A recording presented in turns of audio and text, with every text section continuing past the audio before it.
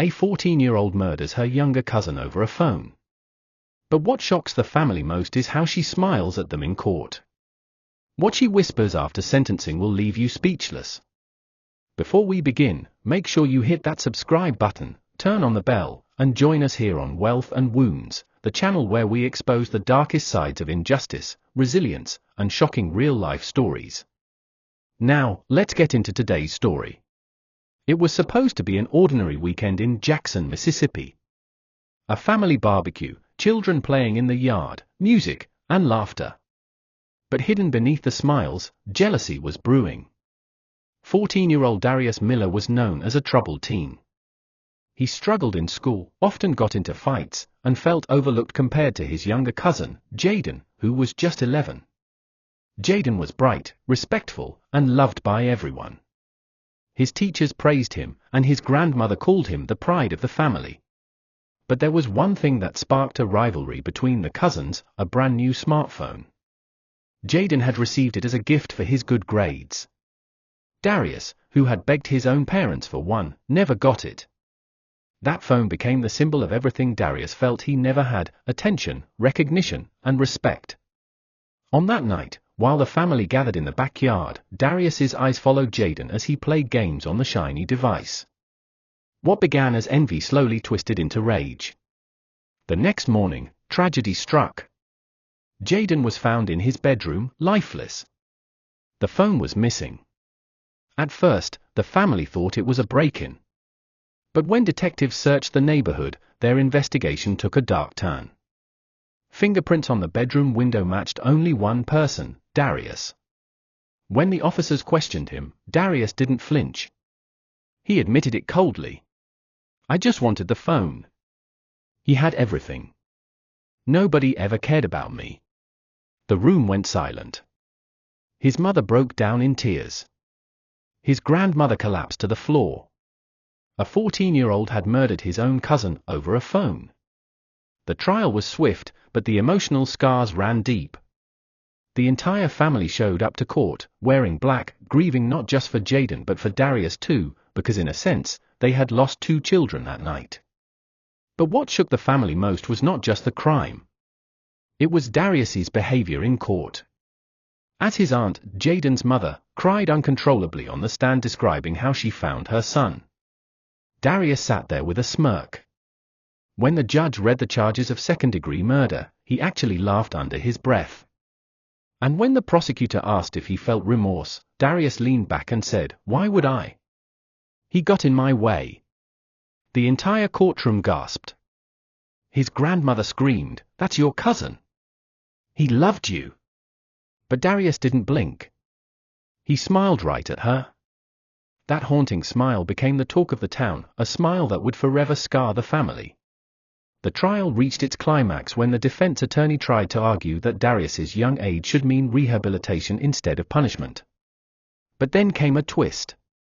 Jaden's mother stood up, her hands trembling, and pulled out her son's last school essay, titled "Why Family Matters." In it, Jaden wrote, "Family is supposed to protect you.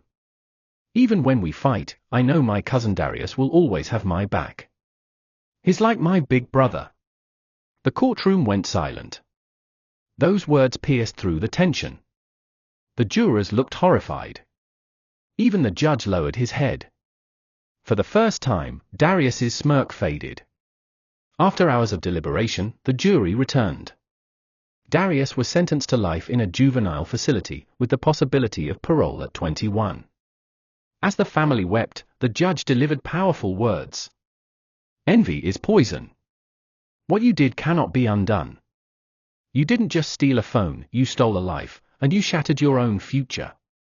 Let this serve as a lesson: unchecked anger destroys everyone, especially yourself."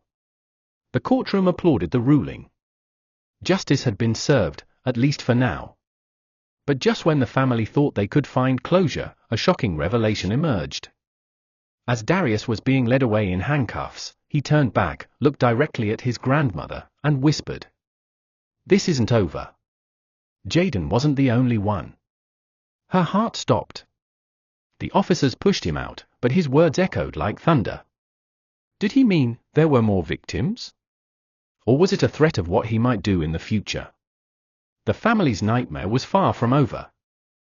When Darius turned back in court and whispered, "This isn't over," Jaden wasn't the only one. The family froze. Jaden's grandmother replayed those words in her mind every night. What did he mean? Was it an empty threat? Or a chilling confession? The prosecutor dismissed it as a manipulative scare tactic. But deep down, Jaden's mother couldn't shake the feeling her son's killer wasn't just being cruel, he was hiding something. 2 weeks later, while packing Jaden's belongings, his older sister Amaya found a torn notebook page stuffed inside his school binder. On it, in Jaden's handwriting, were the words, "Darius scares me sometimes. He said if I told anyone about what he did, he'd hurt me too." The room went silent. What had Darius done that Jaden was too afraid to speak about? Amaya brought the note to the police, but once again, they dismissed it, claiming it was just the paranoia of a child. Still, she couldn't let it go. She began asking around at school. Teachers admitted Darius often bullied younger students, especially those who had things he didn't. Some kids whispered that Darius would steal, vandalize, and even threaten classmates. But then came the bombshell, a missing child report from 2 years earlier. A boy named Trevor, only 9 years old, vanished from the same neighborhood. His case had gone cold.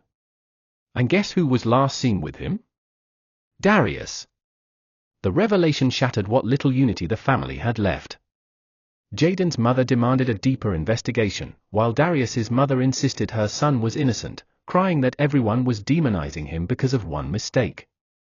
But the grandmother, caught between love for one grandson and grief for the other, finally broke down and admitted something shocking.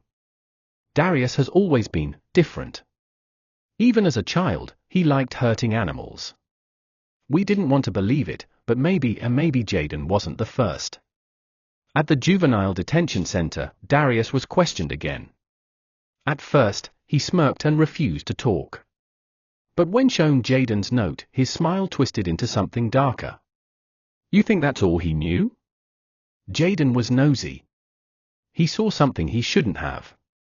That's why he had to go. The officers pressed him. "Saw what, Darius?" Darius leaned forward and whispered, "Trevor. And maybe another one too." The room went cold. Investigators reopened the missing child case.